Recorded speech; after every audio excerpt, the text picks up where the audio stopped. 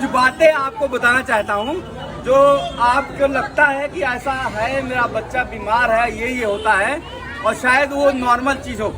तो स्टार्ट करते हैं इनसे। तो इन्होंने जैसे कहा कि मेरे बच्चे को हर महीने बुखार हो जाता है। मैंने पूछा आपको कैसे पता चलता है बुखार है, तो इन्होंने कहा ये गर्म रहता है।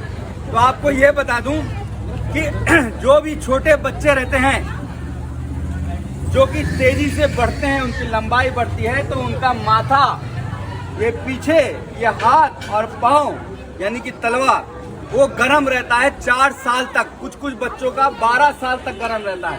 तो वो बुखार नहीं होता है, उसको बुखार नहीं कहते हैं। वो चूंकि तेजी से लंबे बड़े होते हैं तो वो बुखार नहीं है, वो नॉर्मल है उसके लिए। आप क्या है, आप डॉक्टर, लोकल डॉक्टर के पास जाते हो, वो देखता है आपको क्या करेगा, अब आए हो तो दवा दे देता है। आप खिलाते हो, सोचते हो डायरेक्ट खिलाया तो बुखार उतर गया, फिर 15 दिन बाद फिर बुखार हो जाता है, आपको लगता है। तो वो बुखार नहीं है। अगर बुखार आपको लगता है कि बार बार बुखार हो रहा है तो आप नापिए थर्मामीटर से। जाड़े में अगर 99.5 हो और गर्मी में अगर 100 लिख के आए तब बुखार है, नहीं तो 99 और 99.25 ये सब बुखार नहीं होता है। ठीक है। दूसरा कंप्लेन करते हैं ये लोग, बहुत लोग, कि मेरा बच्चा जैसे खाना खाता है लैट्रिन करने चला जाता है।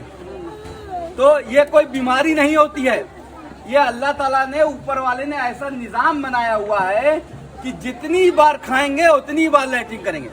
अगर जैसे मान लो छोटा सा बच्चा है, अभी था ना, कहाँ गोदी वाला बच्चा नहीं, अगर मान लो जो पैदा हुआ बच्चा है, जो 6 महीने से नीचे रहते हैं, एक दिन में 10 बार, 20 बार, 30 बार, 40 बार तक लैट्रिन कर सकते हैं। जितनी बार माँ का दूध पियेंगे उतनी बार लैट्रिन करेंगे, वो नॉर्मल है।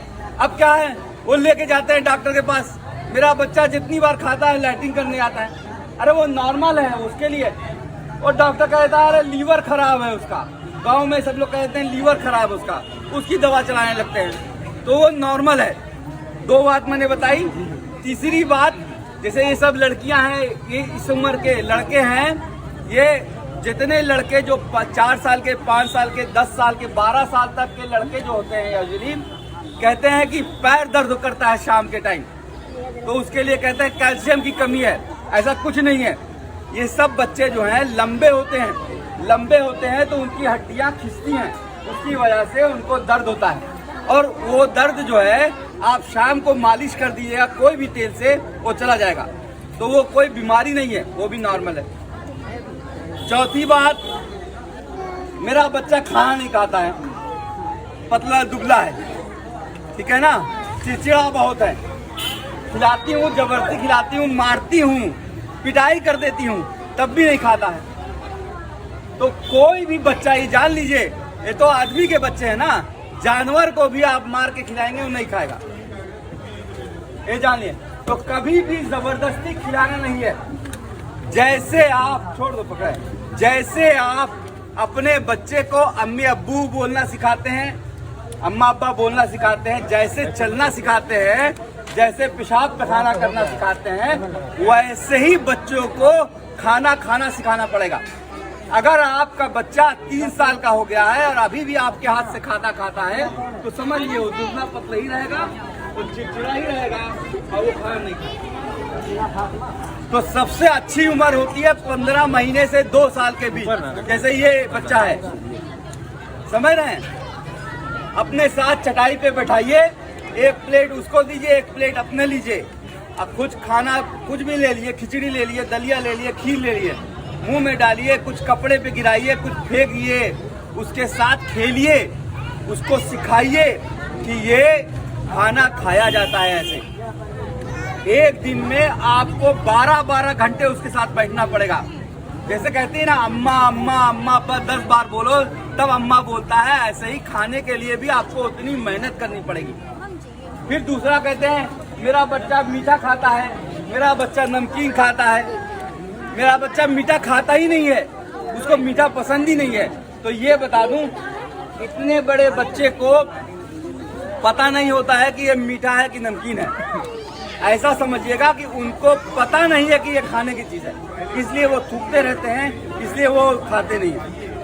तो जब बच्चा इस उम्र का हो, जैसे ये बच्चा आया 6 महीने के बाद, आप जब खाना खिलाना सिखाते हैं तो उस वक्त थोड़ा थोड़ा खिलाइए और एक ही चीज खिलाइए, ठीक है? कुछ और पूछना है?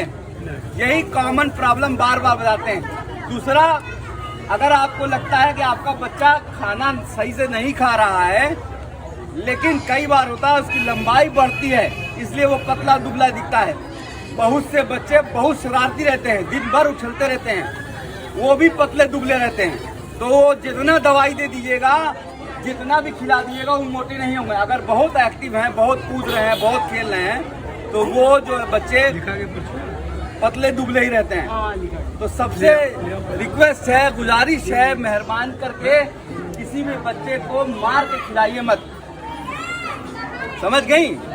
और यहाँ पे देख रहे हैं बहुत बच्चों में काजल लगा हुआ है, हैं? ये दादी लोग जो होती हैं, दादी लोग और नानी लोग, हम लोग का ऐसी सोसाइटी है कि दादी लोग और नानी लोग खाली रहती हैं, समझ नहीं ना? तो क्या करती है, जब पोता पोती हो, नानी हो जाता है, तो जबरदस्ती उसके कान में तेल डाल देंगी, उसके नाक में तेल डाल देंगी, उसके पेनिस में तेल डाल देंगी, समझ रही है? काजल लगाया करेंगी, तालू की मालिश करेंगी।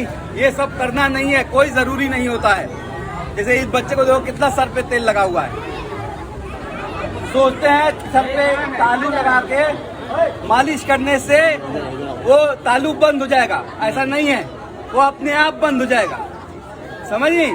काजल लगाने से सोचते हैं कि शाहरुख खान हो जाएगा, माधुरी दीक्षित हो जाएगी, तो ऐसा नहीं होता है। सारे बच्चों को काजल लगा रहता है, वो कोई शाहरुख खान दिखाई दे रहा है यहाँ पे? नहीं ना दिखाई दे रहा है। तो अगर ऐसा होता है तो हर जगह शाहरुख खान दिखाई देता। तो काजल लगाने से 1 लाख बच्चे जो है इंडिया में, या तो उनकी आंख की रोशनी कम हो जाती है या तो अंधे हो जाते हैं। तो काजल लगाना, अगर नजर से बचाना है तो यहाँ लगाइए। काजल लगाने से आंख जो है बड़ी नहीं होती है, चौड़ी नहीं होती है।